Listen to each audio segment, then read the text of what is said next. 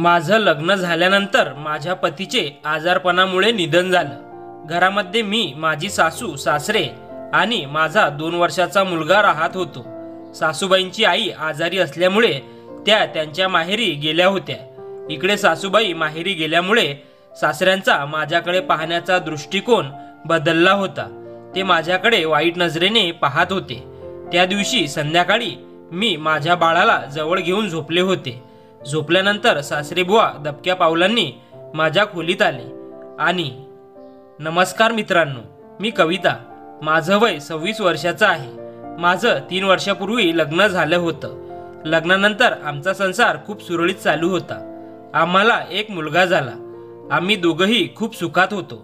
नवऱ्याकडून मला पूर्ण प्रेम, काळजी आणि हव्या त्या सर्व गोष्टी मिळत होत्या।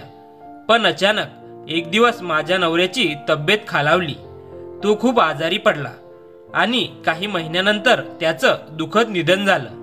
त्या दिवशी माझ्या आयुष्यात मोठं वादळ आलं। माझ्या मुलाचं वडिलांपासून पोरकं होणं हे माझ्यासाठी सर्वात मोठं दुःख होतं। पण मी खचले नाही। मी मनाशी ठरवलं की मला आता जिद्दीने उभं राहायचं आहे। माझ्या मुलाला शिकवून मोठं करायचं आहे। त्याचं आयुष्य सुंदर बनवायचं आहे। आमच्या घरात मी, माझा 2 वर्षाचा छोटा मुलगा, माझे सासरे आणि माझी सासू असा छोटासा परिवार होता। माझी सासू खूप देवगुणी होती। ती नेहमी देवपूजा करायची। सासरी सगळ्यांशी प्रेमाने वागायची। पण माझे सासरे थोडेसे आगाऊ वृत्तीचे होते। ते कधीकधी माझ्याकडे वाईट नजरेने पाहायचे। मी त्यांच्या नजरेपासून कायम टाळाटाळ करत असे। एके दिवशी माझ्या सासूबाईंना त्यांच्या माहेरी जायचं होतं। त्यांच्या आईची प्रकृती खूपच खराब झाली होती। त्यामुळे त्यांनी 3-4 दिवस माहेरी राहायचं ठरवलं। मीही त्यांना म्हटलं, तुम्ही निघा, आईला भेटून या, काळजी घ्या। सकाळी 7 वाजता मी सासूबाईंना त्यांचा डब्बा बनवून दिला आणि त्यांना निरोप दिला। सकाळी लवकर काम केल्यामुळे मला माझा आवरायला वेळच मिळाला नव्हता। मी अजून आंघोळही केली नव्हती। सासूबाई गेल्यानंतर मी सासऱ्यांसाठी चहा बनवून दिला। त्यावेळेस माझा मुलगाही नुकताच झोपेतून उठला होता। त्यामुळे त्याला दूध पाजायचं होतं। मी त्याला घेऊन खोलीत गेले आणि त्याला अंगावर दूध पाजू लागले। त्यावेळेस माझं लक्ष होतं की बाळाला पूर्ण दूध पाजलं जावं, कारण त्याचं पोट भरावं ही माझ्यासाठी सगळ्यात मोठी गोष्ट होती। तेवढ्यात सासरे दबक्या पावलांनी माझ्या पाठी मागून आले। मी जरी बाळाला दूध पाजत असले तरी मला चाहूल लागली होती। पण बाळाच्या दूध पिण्यामध्ये मला अडथळा नको म्हणून मी काहीही बोलले नाही। सासरे समोर येऊन उभे राहिले आणि माझ्याकडे वरून खालपर्यंत पाहू लागले। त्यांचं पाहणं मला विचित्र वाटत होतं। मी एकदम त्यांच्यावर ओरडले, सासरे बुवा, मी बाळाला दूध पाजत आहे, तुम्ही इथून जा। त्यांचं वय जवळजवळ 57-58 वर्षाचं असावं। पण अशा वयातही त्यांना काय सुचत होतं हे मला कळत नव्हतं। नंतर मी त्यांना जेवायला वाढलं आणि बाळाला त्यांच्याजवळ खेळायला ठेवलं। ते जेवत होते आणि बाळाला खेळवत होते। मी त्यावेळेस आंघोळीला गेले। आंघोळ करून मी अंगाभोवती टॉवेल गुंडाळून बाहेर आले आणि माझ्या रूममध्ये जाऊन कपडे बदलू लागले। माझ्या रूमला एक खिडकी होती। अचानक माझ्या लक्षात आलं की सासरे बुवा त्या खिडकीतून डोकावून आत बघत आहेत। मला खूप राग आला। मी एकदम खिडकी जोरात बंद केली। त्यांच्या तोंडावर जणू काही खिडकी आपटली। मग मी खिडकीला आतून कडी लावली। पण म्हणतात ना, एकदा एखाद्या माणसाला कुठल्याशा गोष्टीची चटक लागली की तो कधीही सुधारत नाही, तसंच काहीसं त्यांच्या बाबतीत घडत होतं। माझा नवरा जर आज हयात असता तर हे सगळं पाहायला लागलं नसतं। मी त्यांची सून होते, त्यांच्या मुलीसारखी होते, पण त्यांच्याकडून मला त्या नात्याची किंमत मिळत नव्हती। माझ्या आयुष्यात नवरा गेल्यानंतर काही इच्छा, काही भावना, काही अपेक्षा अपुऱ्या राहिल्या होत्या। पण त्या पूर्ण करण्यासाठी मी सासऱ्यासारख्या वडीलधाऱ्या व्यक्तीकडून अशा गोष्टी होऊ द्याव्यात असं मला अजिबात वाटत नव्हतं। म्हणून मी त्यांच्यापासून अंतर राखत होते। पण सासूबाई माहेरी गेल्यानंतर सासऱ्यांनी माझ्याकडे पाहणं, माझ्याजवळ येणं हे सगळं अधिकच वाढलं होतं। संध्याकाळी मी माझ्या खोलीत झोपले होते. माझ्या शेजारी माझं बाळ झोपलं होतं. खोलीत थोडासा अंधार होता. मला नुकताच डोळा लागला होता. इतक्यात सासरे माझ्याजवळ येऊन बसले. मला त्यांच्या स्पर्शाची जाणीव झाली. मी दचकून उठले. ते माझ्या पायाजवळ बसले होते. त्यांनी माझ्या पायाला हात लावला होता. मी घाबरले आणि दचकून उठले. जोरात म्हणाले, सासरे बुवा, हे काय करताय तुम्ही? तेव्हा सासरे माझ्याकडे पाहून केवळ हसले आणि म्हणाले, बाळ झोपला आहे का, पाहायला आलो होतो. आणि पुढे एक शब्दही न बोलता बाहेर निघून गेले.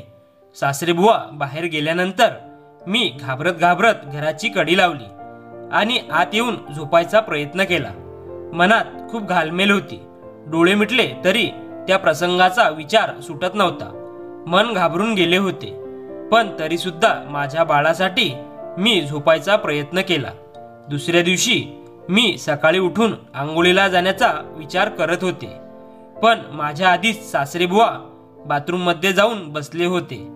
मी बाहेरून त्यांना म्हणाले, सासरेबुवा, मला आंघोळीला जायचं आहे, कृपया बाहेर या.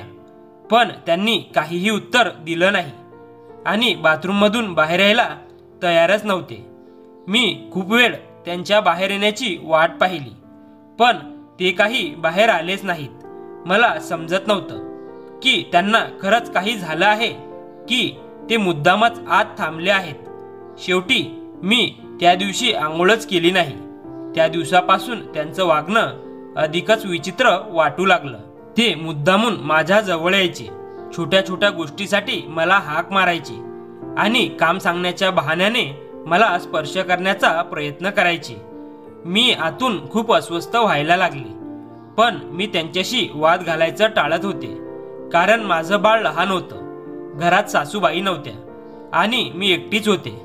पण माझ्या मनात एक गोष्ट स्पष्ट झाली होती. जर मी अशाच रीतीने शांत राहिले, दुर्लक्ष केलं, भीतीने गप्प बसले, तर एक दिवस सासरेबुवा नक्कीच माझा गैरफायदा घेण्याचा प्रयत्न करतील. त्यामुळे मी ठरवलं, आता वेळ आली आहे की मी त्यांना ठामपणे जाब विचारावा. मी एखाद्या लढाऊ स्त्रीसारखं वागायला हवं. तिसऱ्या दिवशी मी माझ्या बाळाला बाथरूममध्ये आंघोळ घालत होते. बाळ लहान होतं, त्यामुळे मला थोडी साडी वर घ्यावी लागली होती, कारण बाळाचं अंग धुताना साडी ओलसर होत होती. तेवढ्यात सासरेबुवा दबक्या पावलांनी बाथरूम जवळ आले आणि दरवाजाच्या फटीतून माझ्याकडे डोकावू लागले. त्यांच्या नजर माझ्या उघड्या पायांवर स्थिरावल्या होत्या. माझ्या लक्षात ते आलं आणि माझा राग अनावर झाला.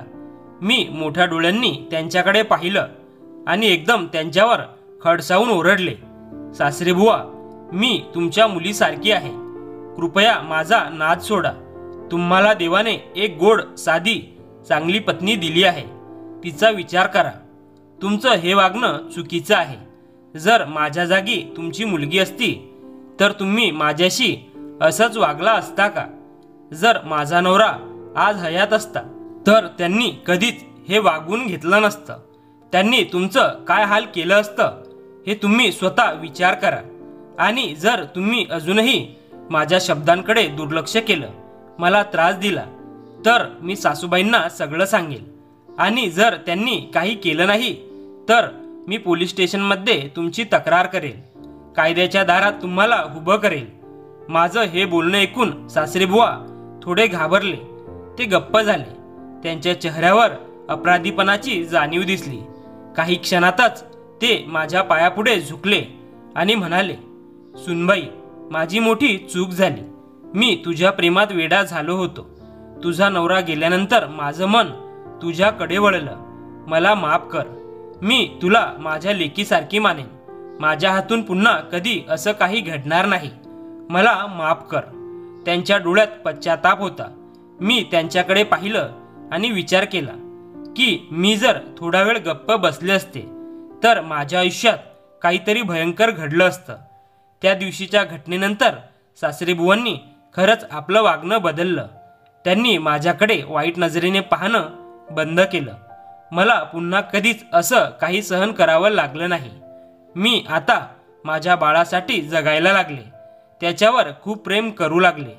माझं सगळं जीवन आता त्याच्या भोवती फिरू लागलं. माझं एकमेव ध्येय होतं, माझ्या बाळाला चांगलं शिक्षण द्यायचं, त्याला मोठं माणूस बनवायचं. सासूबाई माहेरून आल्यावर सगळं पूर्ववत झालं. घरात पुन्हा एक शांतीचं वातावरण निर्माण झालं. सासरेबुवांनीही आपलं वागणं सुधारलं आणि मीही त्यांच्याशी पूर्वीसारखं वागू लागले, एका मुलीसारखं.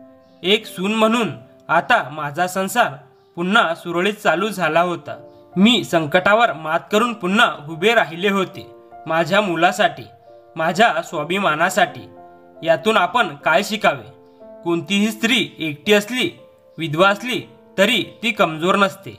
संकट आली, अपमान सहन करावा लागला तरी तिने शांत न बसता आवाज उठवला पाहिजे. अन्यायाला तोंड देण्यासाठी आपण लढायला शिकलं पाहिजे. आपला आत्मसन्मान, आपली मर्यादा हीच खरी ताकद असते. धैर्यानं घेतलेला निर्णय आयुष्य बदलू शकतो. म्हणूनच गरज आहे ती सजग, निडर आणि स्वाभिमानी होण्याची. धन्यवाद.